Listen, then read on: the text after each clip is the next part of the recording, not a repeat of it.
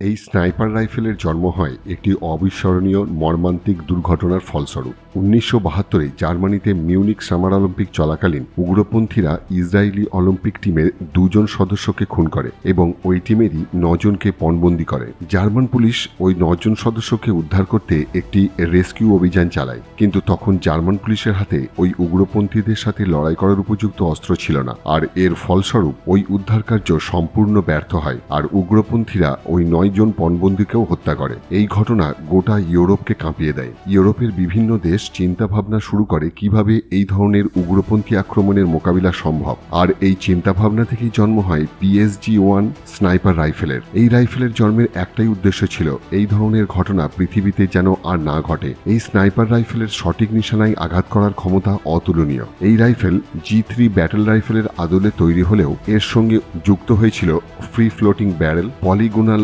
Rifling, ultralight trigger আর fully adjustable stock, আর যুক্ত হলো দূর থেকে সঠিক নিশানায় নির্ভুলভাবে আঘাত হানতে 6 পাওয়ার হেন্সলেট অপটিক, যা সেই সময় সেমি অটোমেটিক রাইফেলে ছিল না। এত গুণ থাকলেও এই PSG-1 ছিল খুবই ভারী স্নাইপার রাইফেল। এই কারণে হ্যাকলার অ্যান্ড কোচ তৈরি করল PSG-1 এর নতুন সংস্করণ MSG-90, যা PSG তুলনায় আরও হালকা আর মজবুত। কিন্তু এরপরেও PSG-1ই হল বন্দুক সংগ্রাহকদের প্রিয় স্নাইপার রাইফেল, এক কথায় লিজেন্ড।